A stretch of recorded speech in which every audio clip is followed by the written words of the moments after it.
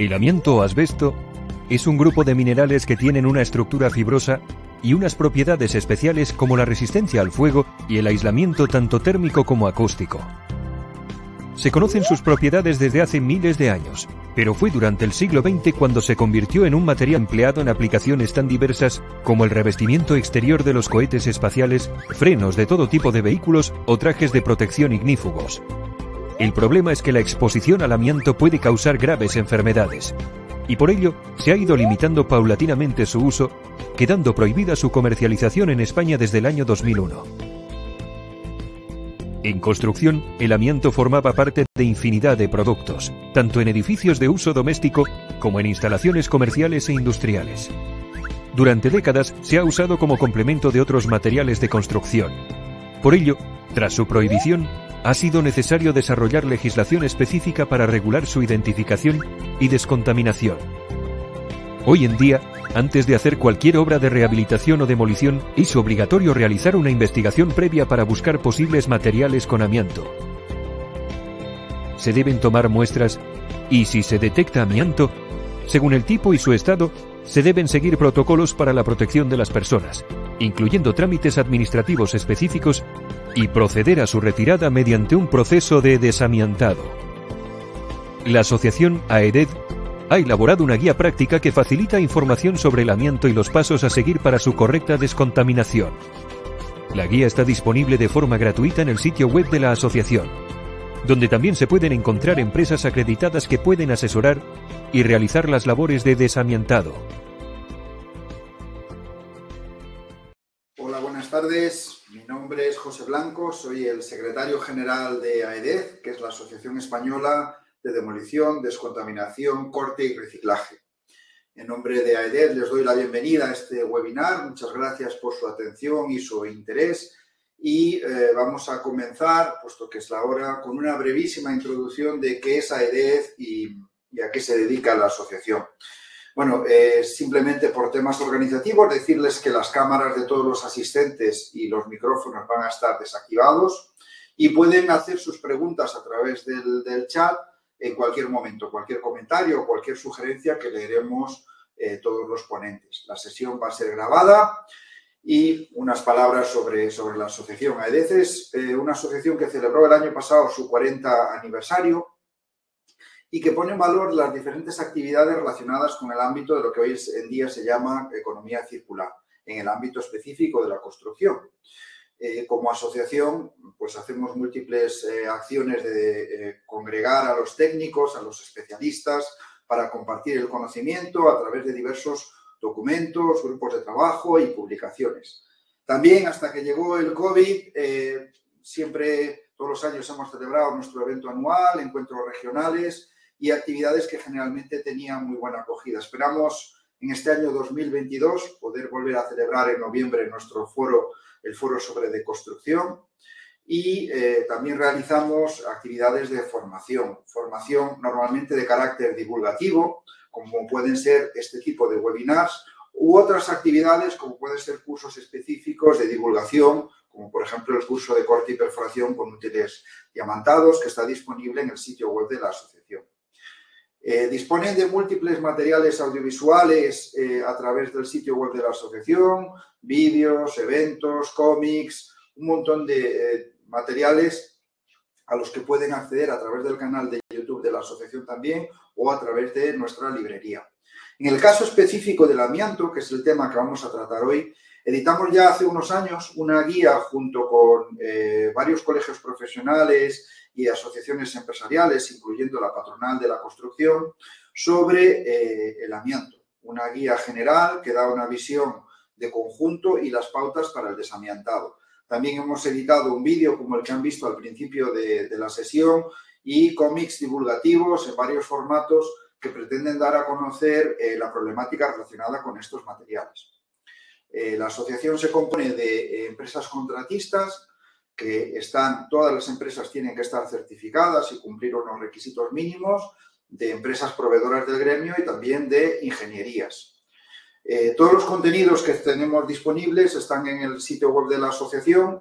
algunos completamente gratuitos, como por ejemplo la guía que han visto antes o los cómics, y otros, como puede ser este webinar, una vez que quede grabado, disponible para los miembros y las personas que quieran ser suscriptores de la asociación.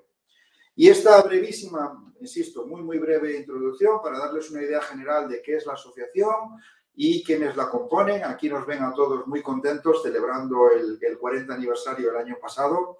Y sin más, vamos a iniciar este webinar. Para ello le pido al primer ponente, don Javier Rodríguez, de la empresa Ingema, que encienda su cámara. Buenas tardes, José. Bienvenido, Javier. Y nada, tienes la palabra, te dejo la presentación y apago mi cámara. Perfecto, muchas gracias, José. Bueno, pues buenas tardes a todos. Mi nombre es Javier Rodríguez, pertenezco a la empresa Ingema de Ingeniería y Gestión Medioambiental. Nos dedicamos a todo lo que son labores medioambientales, entre ellas, pues en este caso, soy el encargado de hablaros de la nueva llegada de la norma UNE 17130, parte 2, que corresponde a la localización y diagnóstico de amianto. Esta norma, pues como os he dicho, sale a partir de la Asociación Española de Normalización y lo que busca es pues definir y valorar pues, cómo identificar el amianto en las distintas instalaciones, qué metodología utilizar para valorar el riesgo asociado de la presencia de estos materiales y en qué zona, en qué edificios o localizaciones se aplica. Pues en edificios, recintos, instalaciones, equipos, vehículos, infraestructuras, en todo tipo de lugares en el que se prevea o se sospeche de la existencia de amianto. Como todos sabéis, si habéis visto el vídeo de introductorio, el amianto es un material clasificado como cancerígeno y, por tanto, su uso está prohibido de este material desde el 2001. Bien, el objetivo de la norma, como he dicho, era establecer unos procedimientos unificados y adecuados para que definan cómo localizar estos materiales en los distintos lugares y valorar el riesgo que estos materiales pueden derivar hacia las personas o trabajadores que estén en ese emplazamiento. Y en función de ese riesgo establecer pues, esas prioridades de actuación. Con esta norma podemos decidir sobre si es necesario eliminar el amianto o simplemente con el encapsulado donde está puede mantenerse, o si no hay riesgo porque es imposible que las personas puedan acceder a esa zona donde se encuentra ese material que contiene amianto, ¿vale? Como os he dicho, el campo de aplicación son todas las ubicaciones, tanto edificios, recintos, instalaciones, equipos, vehículos, infraestructuras que sean susceptibles de poder contener ese amianto. Bien, pero esta norma no es nueva, o sea, viene a implantar algo de lo que ya existía. ¿De dónde partimos? Pues mire, anteriormente a que llegara esta norma existían unas notas técnicas de prevención que ya nos indicaban o nos daban una ligera información de cómo realizar estos diagnósticos. Estas no eran obligatorias, aunque sí conveniente su cumplimiento. Y entre ellas estaba la 707 que tienen aquí, las pueden consultar en el Instituto Nacional de Seguridad e Higiene del Trabajo, que era diagnóstico de amianto en edificios, detección de amianto en edificios, una segunda parte con la metodología de análisis, la detección de amianto en edificios con sus aspectos básicos, la detección de amianto en edificios con su parte 2 y los materiales con amianto, una guía sobre qué tipos de materiales podían contener amianto. Bien, entonces, sobre estas bases, pues es sobre lo que ha partido la norma que tenemos ahora recientemente. ¿Y qué aporta esta norma con respecto a lo que ya teníamos?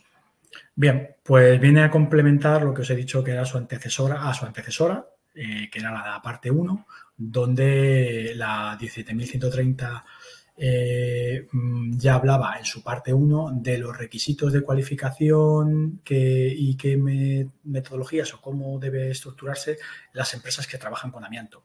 Requisitos relacionados con la empresa, organizativos, técnicos, del personal, qué formación tienen que tener, qué procedimientos, cómo deben ser planes de trabajo, etcétera. Todo esto ya estaba regulado en la 17.170 parte 1.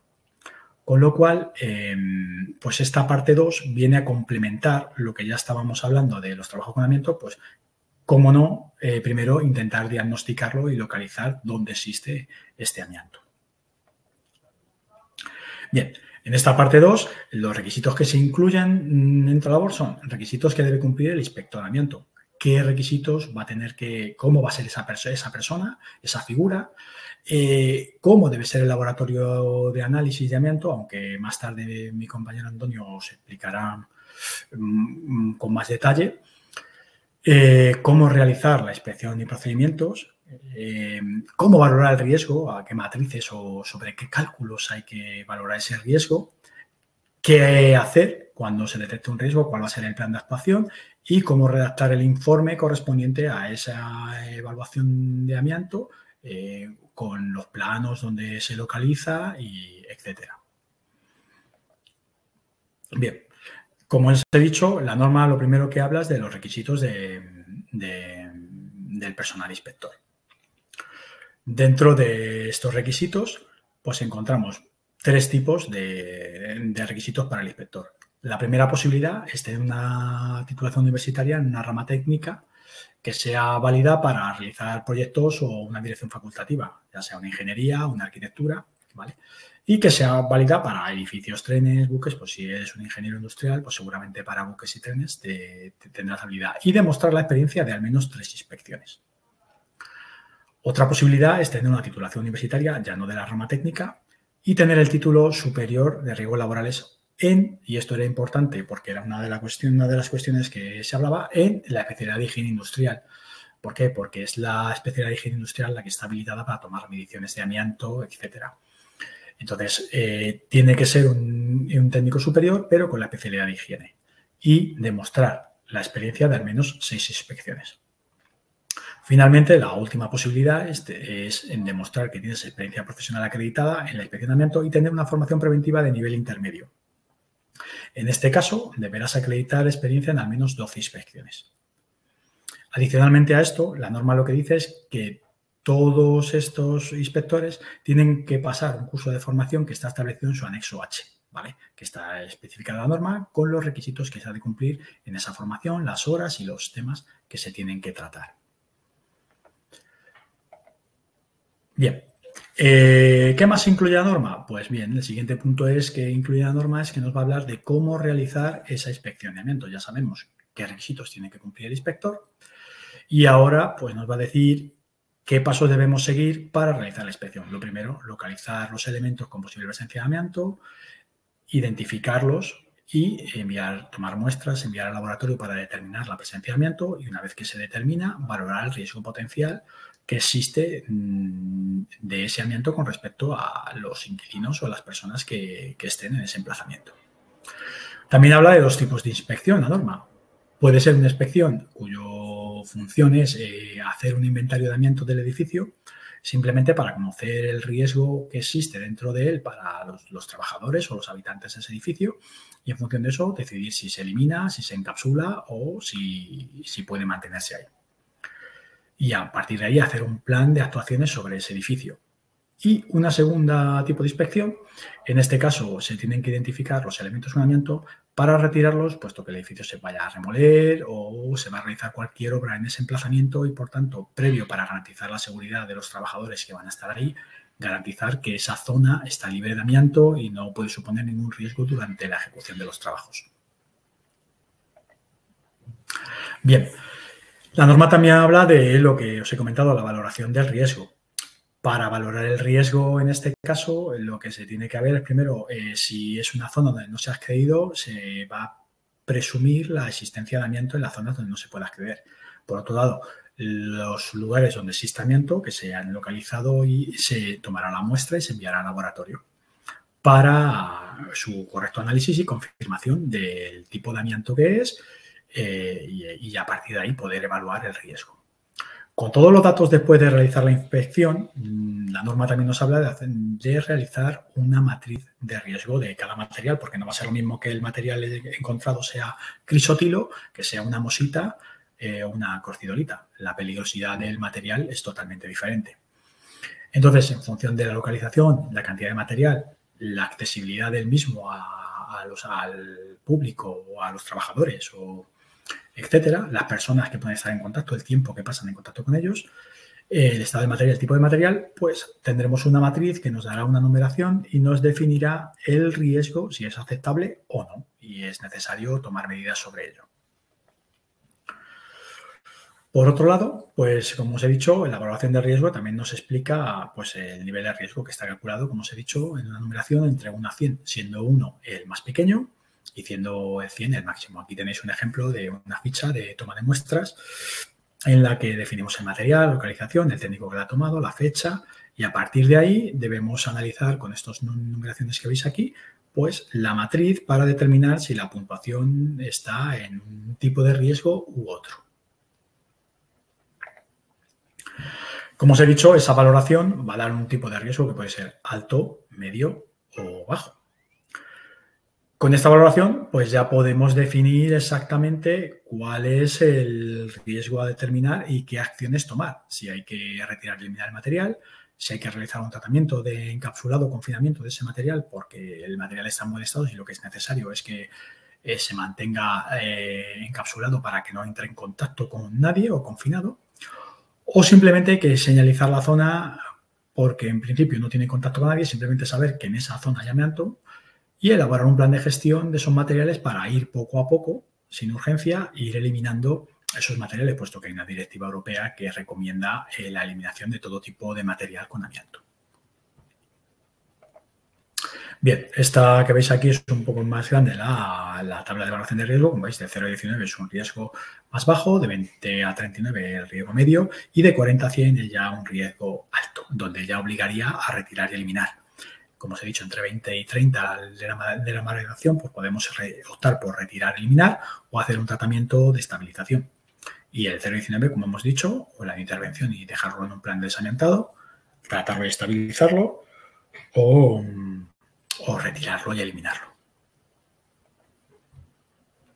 Bien, aquí ya veis una ficha rellena en la que tenemos una valoración y tenemos una baremación sobre una placa de fibrocemento en este caso, y en el que se ha hecho el cálculo y hemos tenido un resultado que nos da un riesgo bajo. Por tanto, en este caso, pues deberíamos incluirlo dentro del plan de desamiantado de la empresa a lo mejor para en un futuro irlo eliminando. Bien. Por otro lado, la norma nos comenta cómo realizar el informe, ¿vale? Qué debe incluir, cómo debe estar relleno. Este informe pues tiene que ser primero lo más sencillo posible porque el que lo va a leer es el titular de instalación o un neófito de estos temas. Entonces, tiene que ser lo más claro posible para que ellos puedan entender en qué situación se encuentran.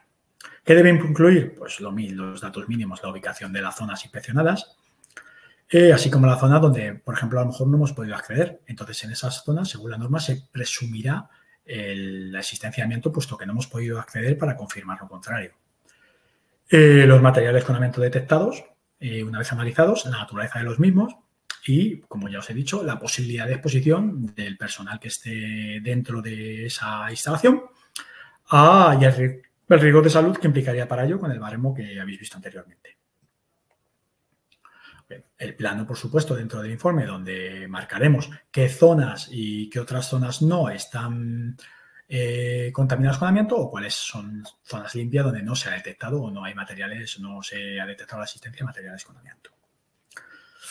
Una vez de eso, tendrán el informe incluye una tabla de resumen, como os he dicho, con el nivel de riesgo y las acciones a realizar. Y eso es todo.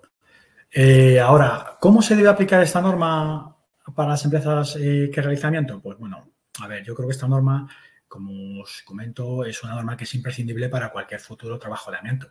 Es una herramienta importante porque una vez que tú tengas la evaluación y diagnóstico del emplazamiento, será más fácil el desarrollo de los trabajos una vez que sabes en qué zonas está el amianto identificado, qué tipo de amianto es y qué cantidades hay. Por lo tanto, redunda en un mejor desarrollo de los trabajos, una mejor elaboración del plan de trabajo y presentación a la administración, etcétera. Al final, la norma completa, tanto la parte 1 como la parte 2, lo que viene es a demostrar la calidad del trabajo de las empresas que trabajamos con amianto. Todo el que esté incluido en esta norma, pues al final no deja de ser un sello de calidad de que tu trabajo está amparado en unos valores y unas metodologías que están aprobadas a nivel nacional. Por otro lado, permite unificar criterios tanto a la administración como al resto de agentes que funcionan en los trabajos de saneamiento, inspección de trabajo, etcétera, porque ya hay como unos procedimientos que están unificados y que son validados a través de esta norma.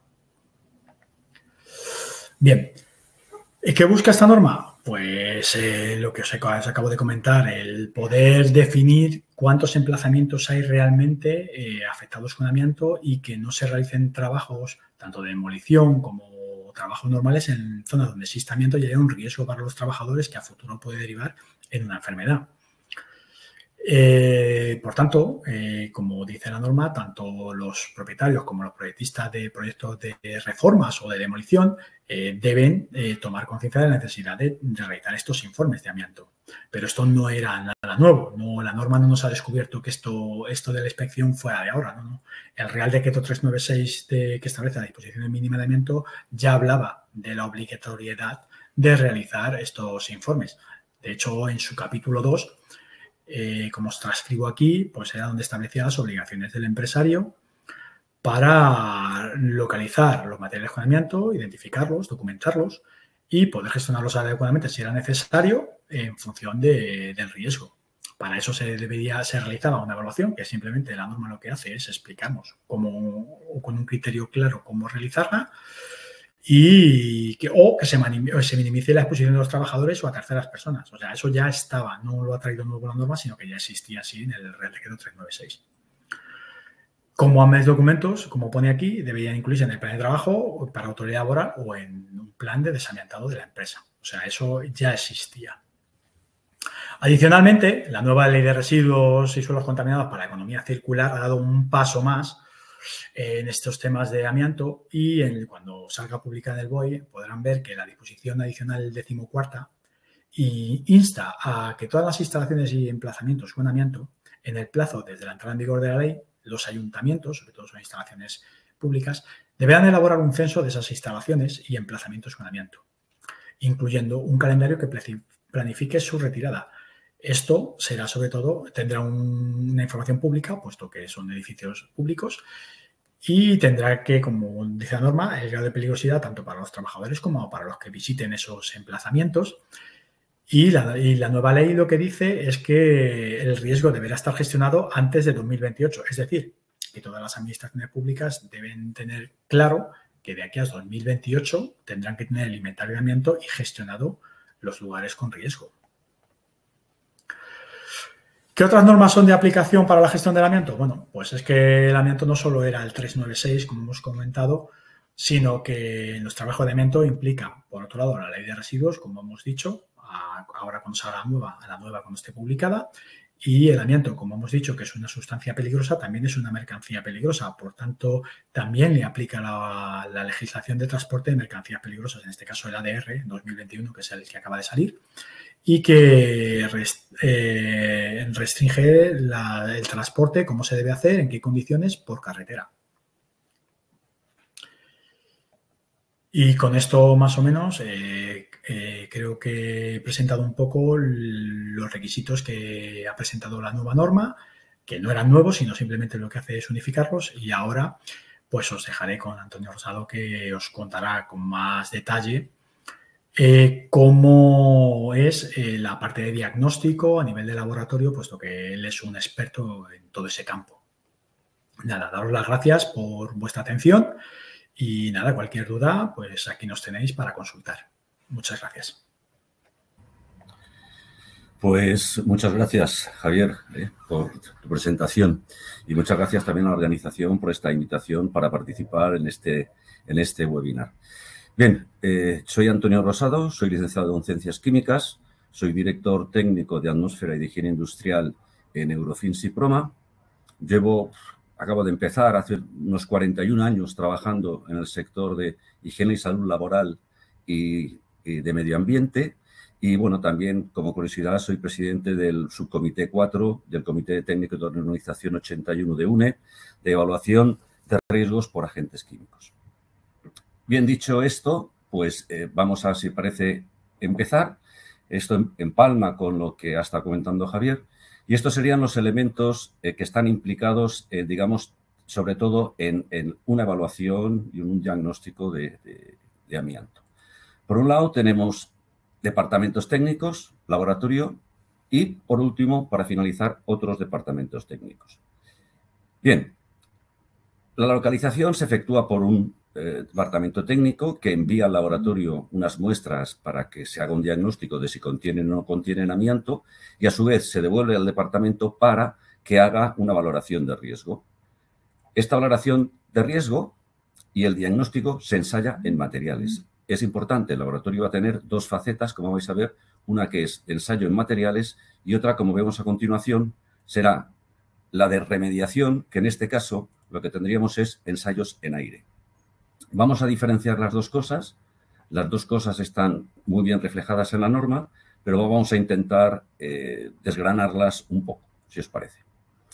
Como veis, pues bien, el laboratorio tiene la parte central, tiene un peso específico muy importante en lo que es todas las actividades que se tengan que hacer y de ahí la importancia de asegurar la calidad de los ensayos. En primer lugar, para materiales, se tienen que emplear técnicas de identificación altamente selectivas, es decir, que prácticamente no tengan problemas de identificación o se puedan cometer errores elevados o muy elevados. ¿Qué se recomienda?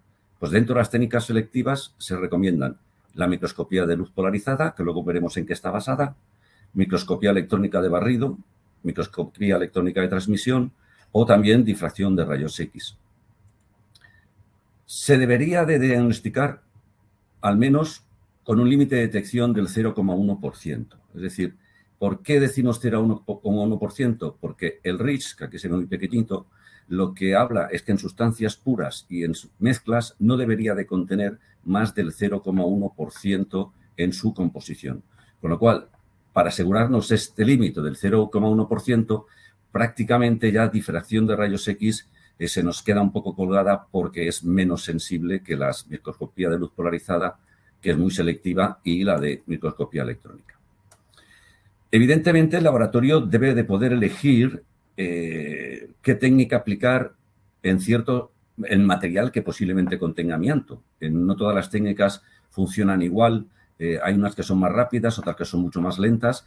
Hay algunas, por ejemplo, en este caso, que en el caso de losetas amianto vinilo va a ser muy difícil aplicar la microscopía de luz polarizada, que es más rápida. Entonces, deberemos ir a microscopía electrónica y el laboratorio debe de poder elegir qué tipo de técnica aplicar para tener la máxima seguridad de la cualificación de amianto.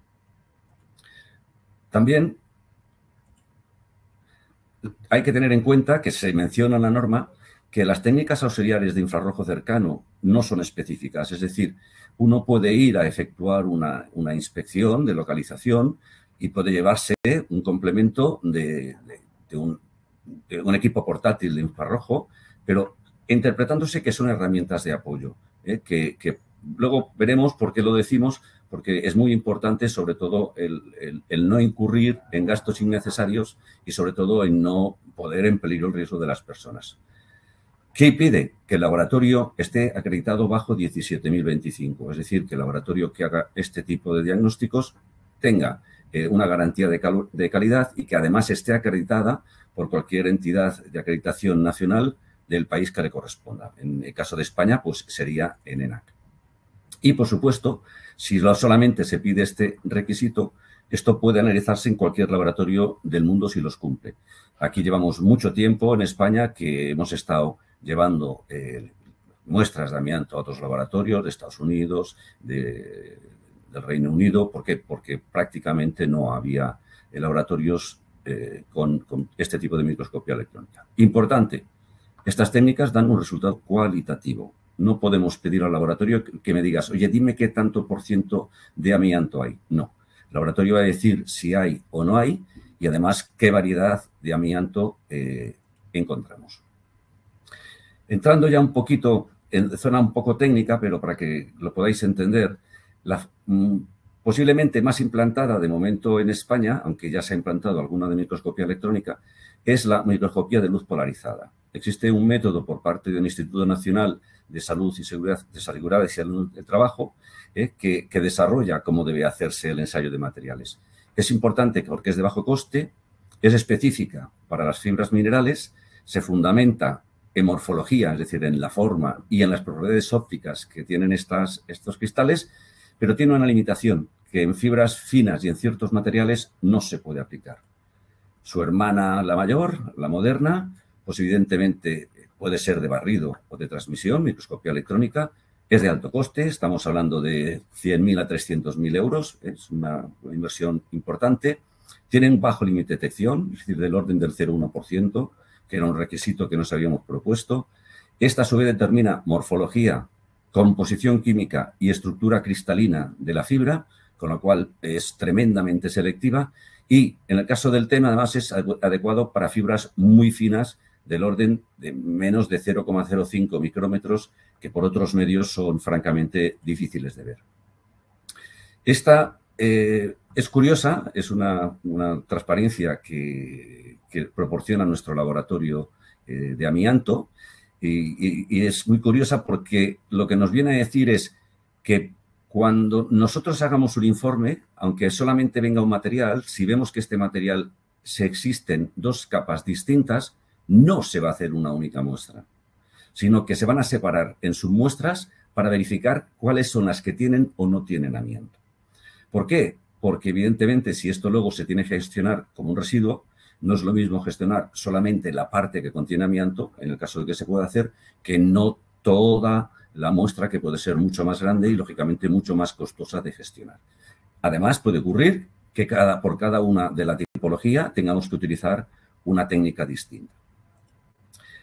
Este también será muy finito, pero aquí en realidad lo que se pone es que vemos cuál es el nombre de la denominación de la muestra, cómo es la tipología de la muestra, qué técnica analítica se ha empleado y qué tipo de amianto hemos observado. Esto es lo que siempre se dan en los informes, si se detecta o no se detecta. En este caso, cuando es rojo, sale que es positivo y dice que es crisotilo, y aquí en este caso, pues que no se detecta amianto. Bien, ¿por qué un diagnóstico correcto es necesario? Pues lógicamente para evitar errores. Evitar errores que nos lleven a falsos positivos, falsos negativos, y la consecuencia puede ser grave, desde luego en técnicos económicos y también de la salud. Entonces, sí que es muy importante que, lógicamente, si hay exposición a amianto o, por el contrario, hay materiales con amianto, se diagnostiquen correctamente. Para que os hagáis una idea, uno da la sensación de que dices, oye, si esto yo, que ya lo he visto muchas veces, esto sé que es amianto o este material puede contener amianto, pregunté a la directora de nuestro laboratorio de referencia de Portugal, que es un laboratorio de referencia en Europa, en donde en algo más de 200.000 muestras solamente entre un 10 y un 12% resultan positivas. Es decir, que no siempre, hay muchos casos en que se sospecha, pero no siempre hay contenido en amianto. La norma, en el caso de fibras en aire, nos marca que preferentemente se efectúe por la norma UNE ISO 16007, que es por microscopía electrónica. Ahora bien, hay una llamada al final que dice que en cualquier caso esta determinación debe de cumplir con la legislación vigente aplicable. Lo dijo Javier, que la legislación aplicable es el decreto 396 y, lógicamente, ese decreto lo que dice es que se debe emplear el método multifibra de la OMS, que es el método del MTA MA 051 del Instituto Nacional de Seguridad y Salud en el Trabajo. Como os he dicho, este decreto abre disposiciones mínimas de seguridad de trabajadores con exposición a amianto y entonces cabe una pequeña posibilidad de la excepción de la aplicación de este Real Decreto, que es en aquellos lugares, viviendas residenciales, donde no haya puestos de trabajo. Evidentemente, esto no se da en un colegio, no se da en un centro comercial, no se da en un ministerio. ¿Por qué? Porque evidentemente hay trabajadores y además, como dice el Real Decreto, terceras personas expuestas, ¿no? Eso lo que indica es que por mucho que se presione, de momento los laboratorios nos vamos a tener que ver obligados a aplicar el método multifibra, aunque, bueno, todo llegará, posiblemente llegue pronto la microscopía electrónica. La técnica que emplea para captar fibras es pasar aire, muchos lo sabéis, a través de un filtro reticulado y luego lo que hay es un recuento de estas fibras, de estas morfologías, mediante microscopía de óptica con contraste de fases. En el caso de que se quiera confirmar, porque puede haber otro tipo de interferencias o se sospecha, sí que se puede aplicar SEMOTEM como técnicas de apoyo, pero nunca omitiendo la técnica que propone el Real Decreto 396. Según este decreto, el laboratorio puede o no estar acreditado bajo 17.025. Pero lo que tiene que estar obligatoriamente es homologado por la autoridad laboral competente. La página del Instituto Nacional tiene el listado de todos los laboratorios que hay en España que están homologados para estos recuentos. ¿Por qué nos homologan? Porque el instituto lo que hace es que nos somete a un programa de control de calidad que se llama PIC-FA y en donde solo participamos laboratorios españoles. De ahí que, de alguna forma, este tipo de análisis pues, prácticamente se quedan en España. Pero importante, tiene que estar homologado, no necesariamente acreditado por 17.025. ¿Qué requisitos técnicos? Pues bien, hay dos vías. Microscopía óptica en contraste de fases, que es la que recomienda el método multifibra. Se fundamenta en la morfología de los objetos. Tiene la limitación que fibras muy finas no las consigue ver. Otra importante es interferencias de otras fibras y de polvo. También es cierto que en una medición, una evaluación ambiental de una limpieza de desamiantado, si encontramos mucho polvo es que no se ha limpiado muy bien, eso es de caer. Pero sí que es cierto que si hay polvo, no deja que se vean las fibras. Importante elegir muy bien el volumen de aire a muestrear, que nos asegure el 10% del valor límite ambiental. Siempre es, de alguna forma, lo que se recomienda. En el caso de microscopía electrónica, es de alto coste, ya os he dicho, de 100.000 a 300.000 euros. Es más selectivo para amianto, determina morfología, composición química y estructura cristalina. No es el método de referencia en España, pero creo que pronto, desde el subcomité de normalización, esto se va a empezar a valorar. Ya ha habido alguna comunidad autónoma que ha hecho algún movimiento. Hay un tema muy curioso en el anexo G normativo, voy bien de tiempo, sí, que habla de las técnicas analíticas, es decir, que es normativo, y dice que no se dispone en España de laboratorios, de alguna forma, especializados mediante microscopía electrónica.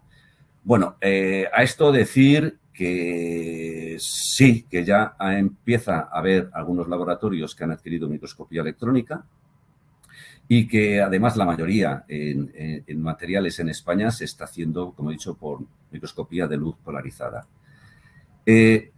Para que os hagáis una idea, esto es lo que tiene Eurofins en España. Eurofins es un grupo de laboratorios con más de 500 laboratorios en el mundo, con cerca de unos 75.000 empleados.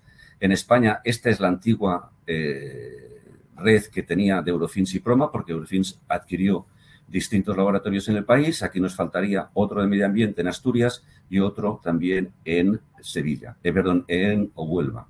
Importante resaltar este de Porto, que es donde está nuestro laboratorio de referencia de amianto en Europa, y eso prácticamente da servicio a Francia, porque Francia, sabéis que se propuso un plan muy ambicioso de erradicación de amianto y amianto cero, y estas son las instalaciones que existen cerca de todos nosotros, la península ibérica, que lógicamente dan servicio.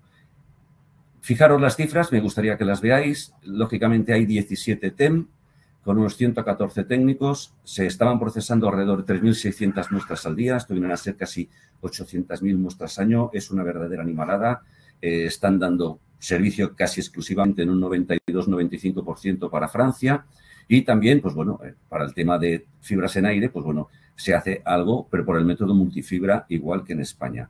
En el caso de microscopía electrónica solamente se utiliza para control interno. Conclusiones. Bien, tenemos una norma UNE, la 171.372, muy completa, desde mi punto de vista muy bien elaborada, de cómo tratar con este tema de locación y diagnóstico. Segundo, queda que definir, aunque ya se ha definido, quién debe hacer los inventarios de dónde está el amianto para esa erradicación, pero evidentemente esto de momento no se ha movido, aunque bien se tiene que mover en algún momento. Hay empresas especializadas en localización y remediación que pertenecen a esta y otras asociaciones, con lo cual estamos prácticamente en un punto óptimo para poderlo alertar. Y también existen laboratorios homologados, como os he dicho, para el recuento de fibras. Existen laboratorios de ensayos de materiales en España que ya tienen microscopía electrónica y, lógicamente, varias con microscopía de luz polarizada.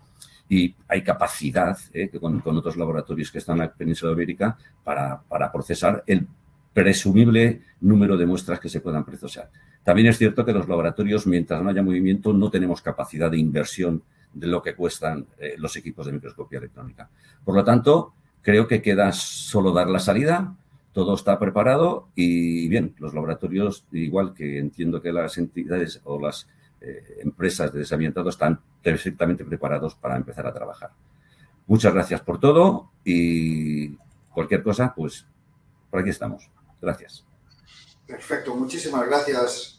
Muchísimas gracias, Antonio. ¿No puedes encender la cámara otra vez? Porque vamos a empezar con la mesa redonda y le pido también a Javier. Perfecto. Si la puede.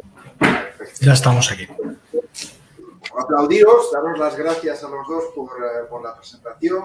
Y yo, como moderador, agradeceros además el tema del tiempo, porque cuando estábamos haciendo antes el repaso final, antes de empezar, les decía, hay que intentar concentrarse, porque ya antes de empezar la sesión teníamos por correo electrónico muchas preguntas. Entonces, vamos a intentar centrarnos ahora en la parte de preguntas. Antonio, una pregunta. ¿Tú has participado en la elaboración de la norma? No. Vale. No. Sí, adelante. Yo iba a decir que lo primero, cuando sale una norma, darle las gracias a todos los que han participado en ellas, porque normalmente las normas lo que hacen es complementar la legislación, donde la legislación se queda corta o se prueba que es impráctica o que no llega, y las normas son un esfuerzo colectivo. Entonces, lo primero, porque yo además estoy viendo aquí en la lista de asistentes a gente que sabemos de tanto administración pública, organizaciones sindicales, asociaciones empresariales, que han participado en la elaboración de la norma, lo primero, felicitarles y agradecerles el trabajo tanto para la parte 1 como la parte 2. Entonces, eso vaya por adelantado. Pregunta para los dos, ¿no? O sea, la norma hace muy poco que se ha publicado, hace apenas unos meses que lleva entre nosotros y demás. Y ¿cuál es vuestra experiencia al respecto? La gente está preguntando por ella, ha sido a raíz de otra normativa, como lo ha mencionado antes Javier, de que la próxima ley de residuos va a exigir un inventario de amianto en instalaciones públicas. ¿Cómo es vuestra percepción de cómo se ha recibido la norma? ¿Está generando interés o todavía hay un gran desconocimiento de la misma? Javier, ¿qué tal? Perdona, repíteme lo que no te he oído bien. Es que se ha cortado el sonido. Sí, te decía que cómo ha sido la recepción de la norma, de si la norma de diagnóstico del amianto si ha sido recibida con interés por parte de la administración pública, cuál es vuestra experiencia al respecto, o si hay todavía, bueno, de hecho hoy tenemos ahora mismo más de casi 300 inscritos, bueno, hay casi 500 inscritos, ahora mismo en directo casi 300 asistentes. Bueno, pues yo creo que la administración, claro que la ha recibido con muy buena acogida, igual que la parte 1, porque al final no dejaba de dejar sentadas unas bases que al final eran necesarias y que hasta ahora yo creo que poco a poco, y me consta porque desde Europa además en los grupos de trabajo también se está comentando, se va a hacer una férrea guerra sobre el amianto. Al final en España estábamos atrasados en ese tema. Cuando yo que he estado en Inglaterra, ellos tienen la HSG 264 que llevan funcionando desde hace muchísimo tiempo y el inspector de amianto británico que ya estaba titulado hacía tiempo. Entonces, pues todo lo que sea dar un paso más, yo creo que por todos ellos ha sido bien acogida porque además es una unificación de criterios de cara a ayudarles a ellos a establecer las reglas del juego para cualquiera de estos trabajos. Bien, yo en mi caso lo que se puede decir, y en condición de presidir un subcomité de normalización, es que cualquier normalización siempre es bien recibida por parte de los profesionales porque evidentemente al margen de recoger mucha información lo que se hace es armonizar el trabajo de todos. Creo que esta armonización que pretende a esta norma, que creo que está muy bien elaborada porque toca muchos palos, pues la verdad es que siempre es positiva y va a ser bien recibida por los profesionales, claro.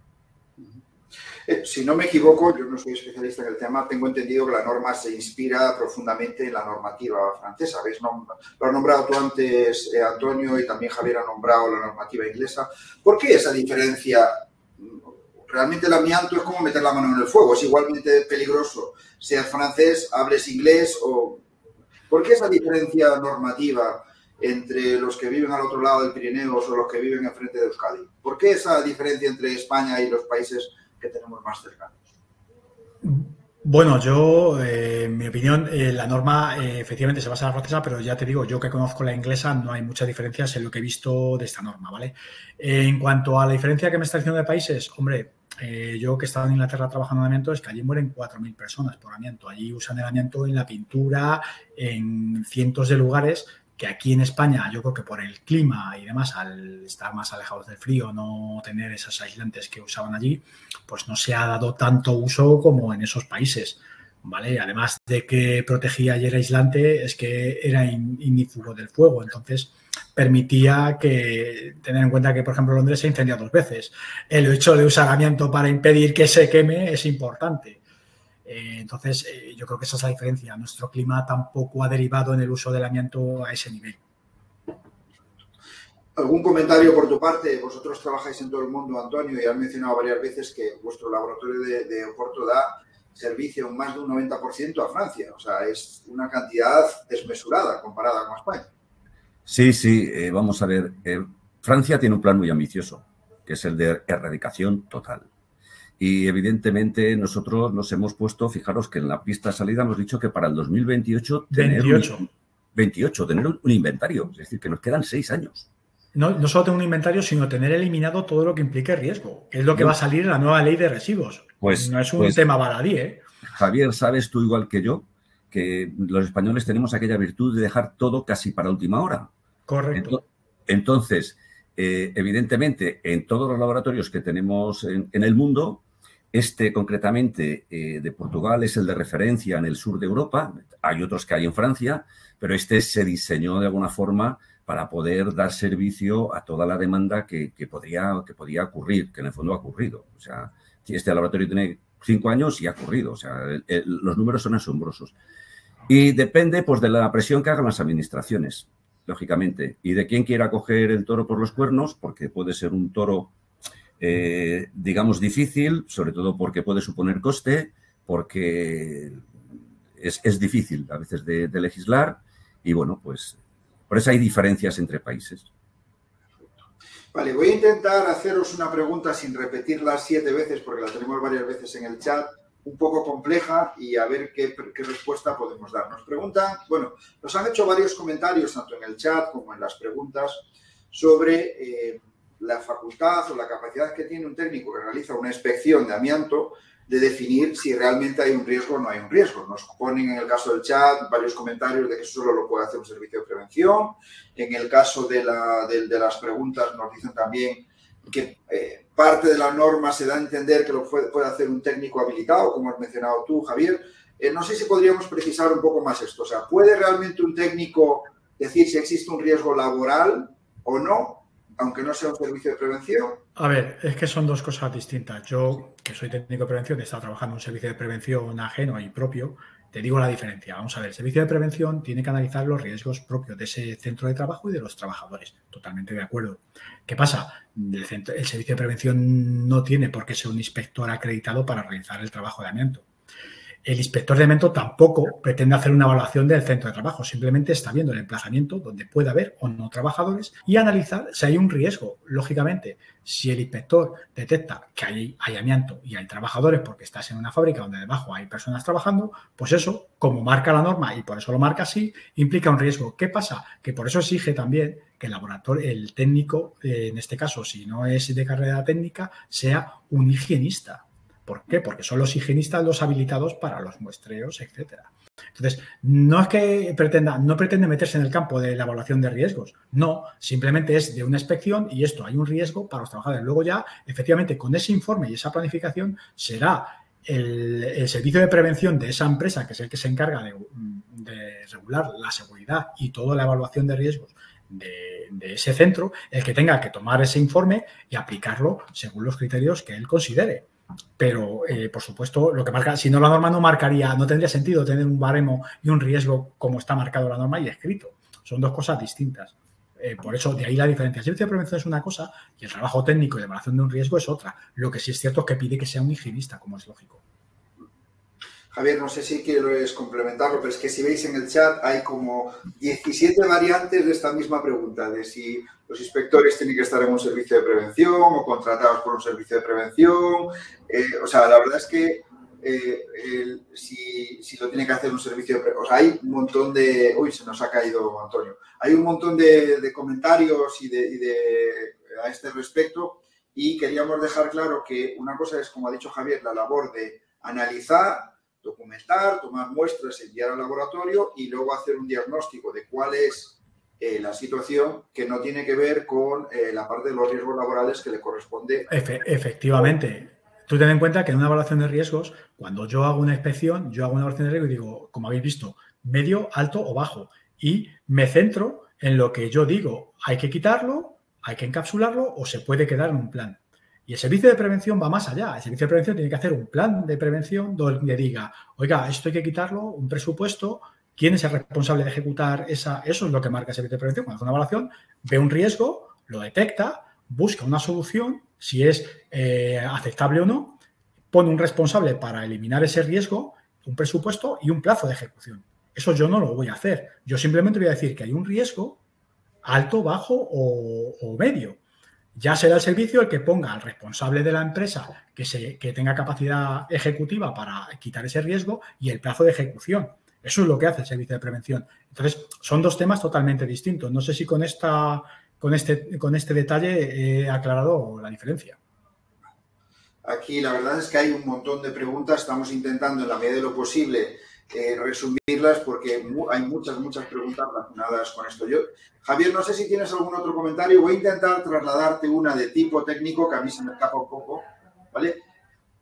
No sé si tienes algo sobre lo que hemos dicho de la inspección. Creo que estás de acuerdo, ¿no? Con lo que ha dicho Javier. ¿Te refieres a mí? Sí, sí. Sí, vamos a ver. Yo estoy básicamente de acuerdo con Javier. Lo que pasa es que sería un poco más ambicioso.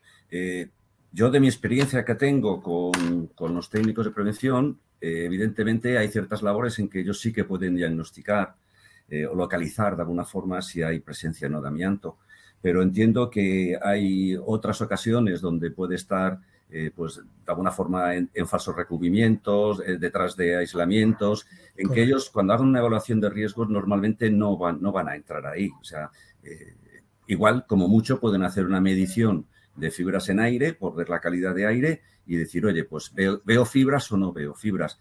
Lo lógico sería que de alguna forma esto fuera conjunto, es decir, que la empresa que tenga un problema de localización y que tenga una valoración de riesgo que hay amianto, que en la segunda parte, que fuera la de remediación, que ahí sí también interviniera lógicamente los servicios de prevención y que dieran el visto bueno en ese informe final y decir, oye, efectivamente, nosotros como servicio de prevención hemos medido la calidad de aire y vemos que efectivamente esto está para entrar a trabajar, tenemos menos del 10% de valor límite ambiental y no hay ningún problema. Yo creo que iría más un poco por esa línea.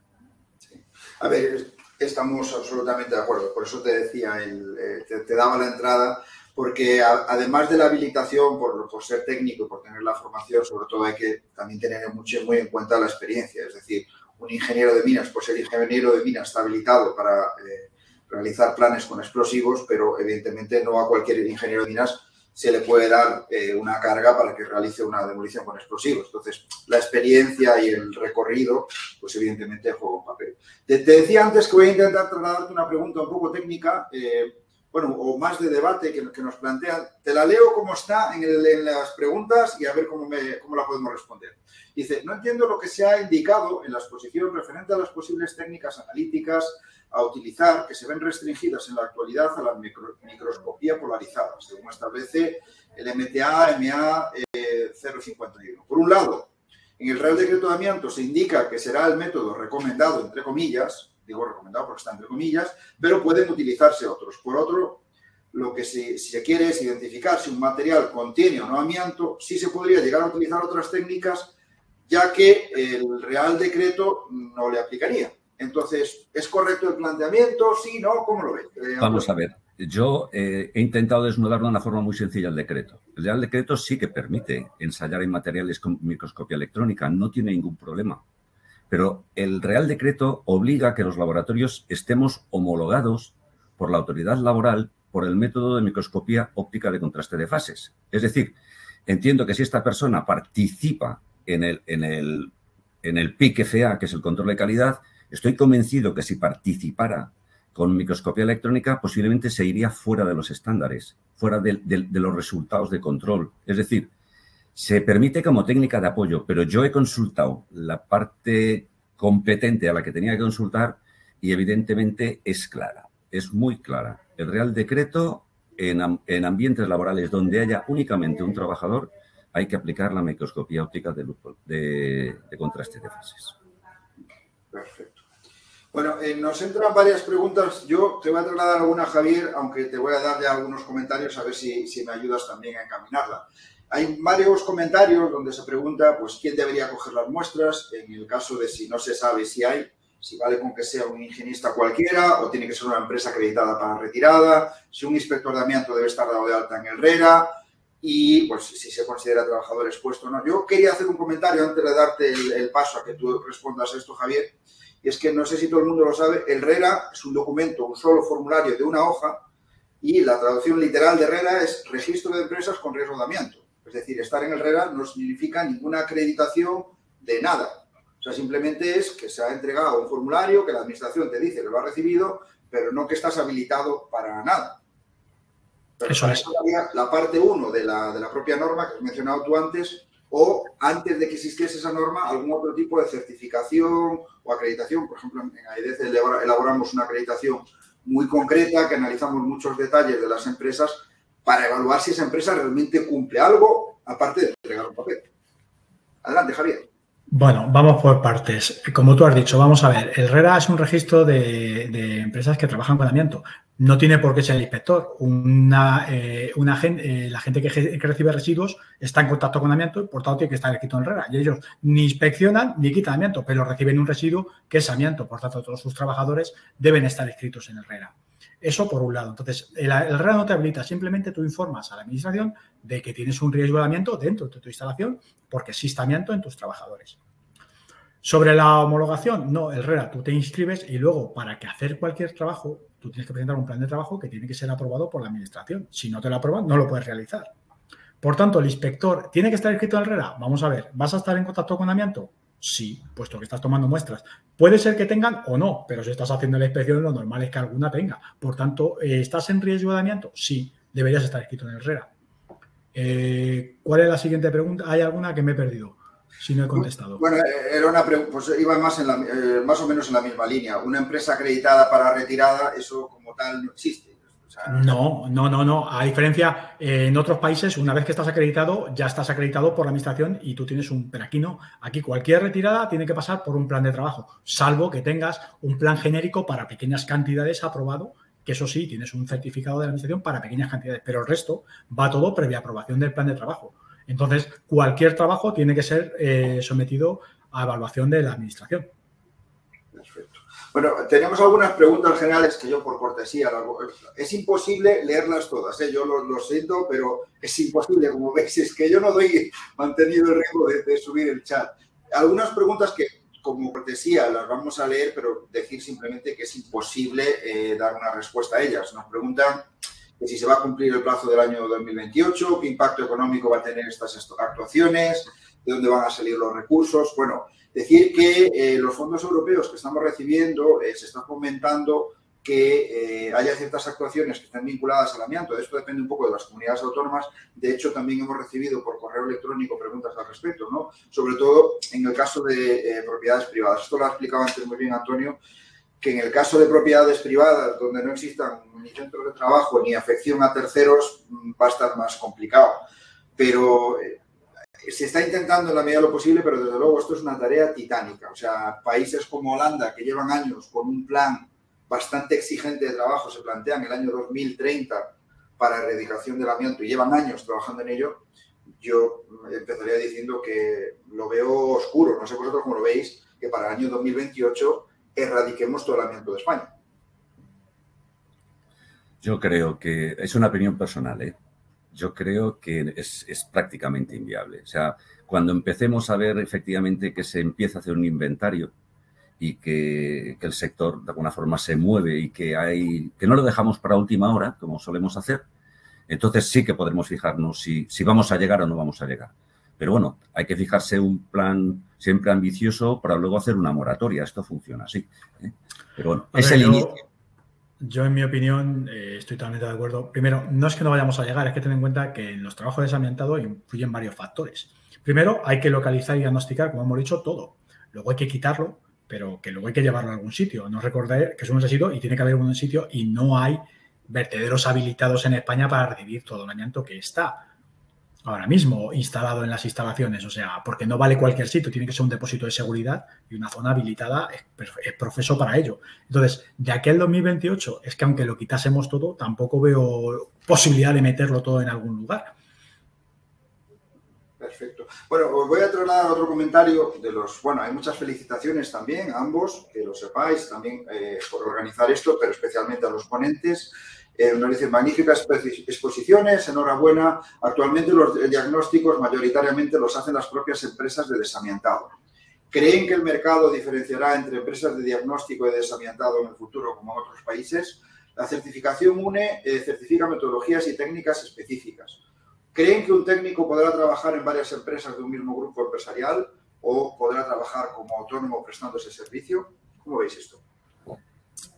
Bueno, pues si te parece la primera pregunta, te voy a contestar yo. Hombre, lo que sería deseable, desde luego, es que quien efectúe la colocalización y el diagnóstico, de alguna forma, el diagnóstico fuera una empresa independiente, ¿vale? Esto lo que creo que asegura es mucho más la seguridad de que las cosas se van a hacer, no digo que se van a hacer mal de otra manera, pero se van a hacer de una forma posiblemente mucho más técnicamente responsable. ¿Por qué? Porque al haber dos partes implicadas hay muchas veces que hay normas que evitan este conflicto de competencias, ¿no? Y los laboratorios de ensayo, evidentemente, sí que aseguramos la imparcialidad.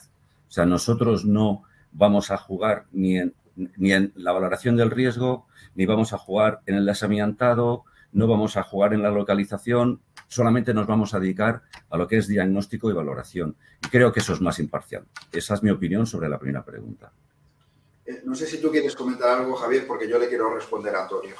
Sí, bueno, a ver, yo creo que si os fijáis la norma va también muy direccionada porque es parte 1 y parte 2. Es decir, la primera parte no te dice, es que te dice cómo tiene que ser tu organización, cómo tiene que ser tu estructura. O sea, ya te está estructurando muy claramente cómo quiere que sea una empresa de amianto y qué figuras van a aparecer en la empresa.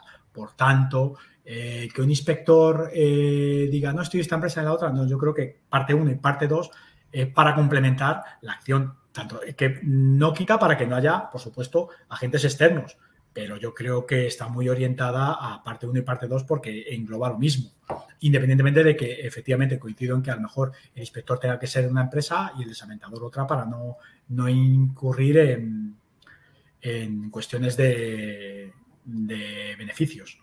Sí. A ver, yo quería hacer un comentario, tanto Antonio como a sus respectivas empresas son miembros de la asociación. Es un tema que hemos debatido internamente muchas veces. De hecho, es la fusión de varias asociaciones. Una de ellas era ADRP, que era la Asociación de Descontaminación de Residuos Peligrosos, que ya hace más de 10 años, en un foro que recuerdo en el Instituto Nacional, se pedía que se creasen mecanismos para la identificación, para que cuando un contratista va a ejecutar un trabajo diga, oiga, yo vengo a retirar lo que ustedes me han dicho.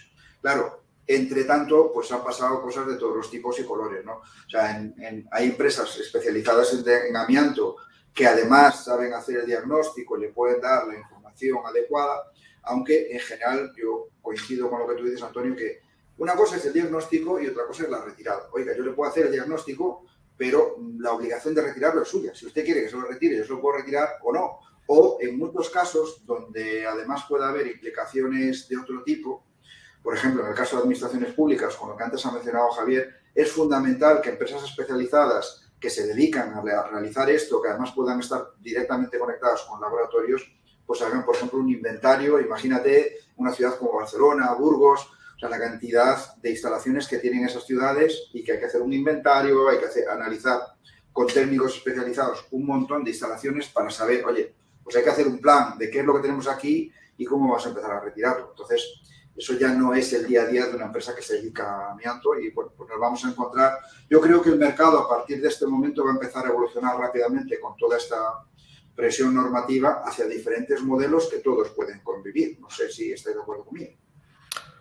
Sí, yo creo que además, como tú decías, los fondos europeos, estos Next Generation, lo que busca es generar otros sistemas de producción.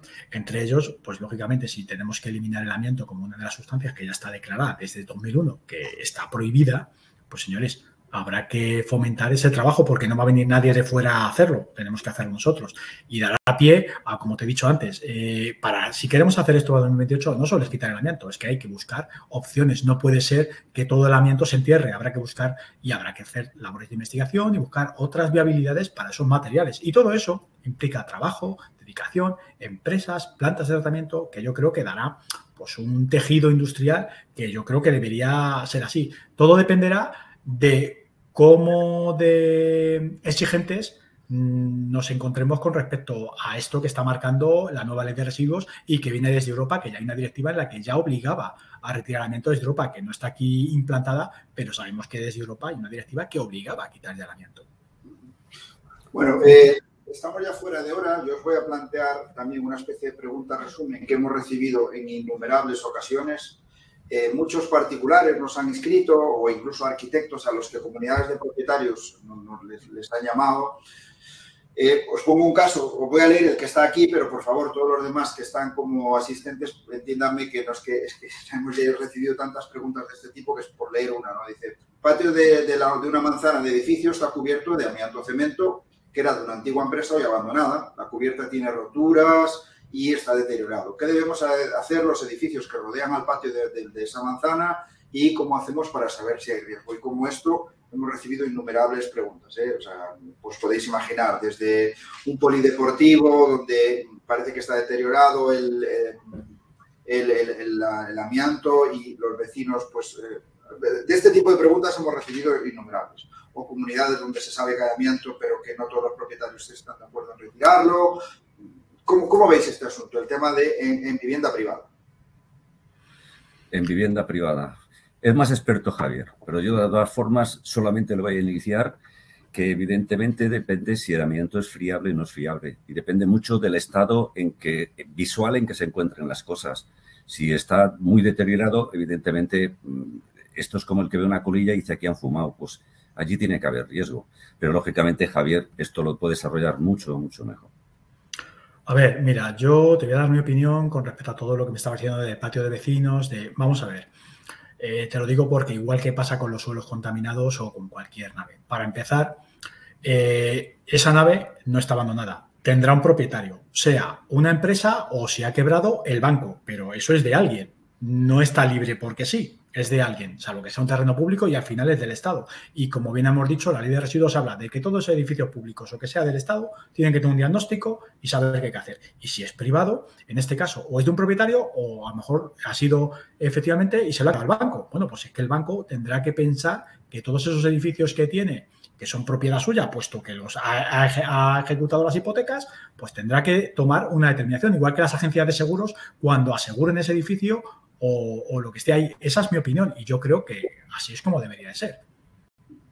Bueno, en ese sentido, y ya no es una pregunta, solo un comentario, otra cosa que nos ha llegado mucho, tanto a través del chat como en comentarios a través de correo electrónico, ha sido el tema de si esta norma entra en algo relacionado con la responsabilidad extendida. Sabéis que en Francia, por ejemplo, si yo vendo una casa o una instalación y luego se demuestra que hay amianto y yo no he dado nada, ni he hecho un certificado, ni he hecho un análisis, toda la operación se puede quedar invalidada, además de pues daños y perjuicios que se pueden exigir al vendedor y demás. Que yo sepa, por ahora, aquí a nivel español, en esto no tenemos nada, ¿no?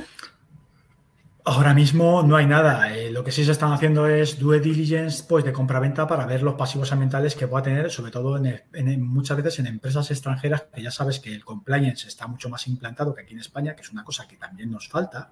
Esa responsabilidad corporativa de, oye, es que yo tengo una responsabilidad con mi empresa, para mí, para los trabajadores y para el resto de las personas que son ajenas a mi empresa. Entonces, creo que eso también es una fase que tendremos que ir avanzando. Bueno, pues vamos a finalizar.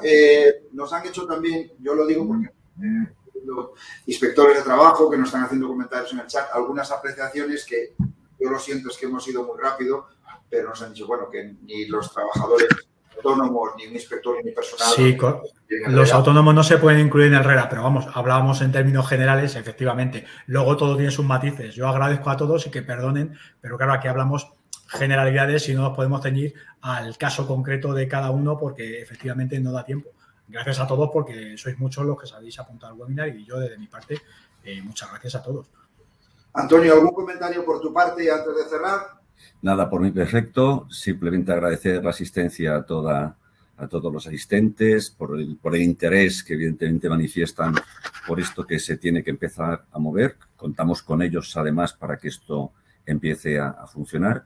Y nada, hasta la próxima o hasta el próximo, porque ahora por desgracia todo esto es telemático. O sea, tener cuidado que si teletrabajáis en casa y hay amianto, sois trabajadores. Este es el chiste del día, ¿vale? Perfecto, pues oye, muchísimas gracias a los dos, gracias a todos los asistentes, les invitamos a seguir pendientes de los webinars y las sesiones que hacemos desde AEDEZ. Les recordamos que todos los materiales que tenemos sobre amianto en AEDEZ son completamente gratuitos, la guía está disponible para consulta, tenemos varios cómics, tenemos el vídeo divulgativo, todo esto es para intentar generar concienciación de la situación. Somos conscientes, aunque no lo hemos recibido todavía nadie en el chat, que la guía no incluye todavía la norma. Yo lo he dicho al principio de todo, antes de recibirlo, antes de iniciarlo, que vamos a incluir ambas normas, vamos a ampliar la guía haciendo referencia a ellas. Y nada más, gracias a todos. Por favor, valoren cuando reciban el correo con la encuesta para saber cómo podemos seguir mejorando. Gracias a los ponentes y nos vemos en la próxima. Gracias a todos. Perfecto. Gracias.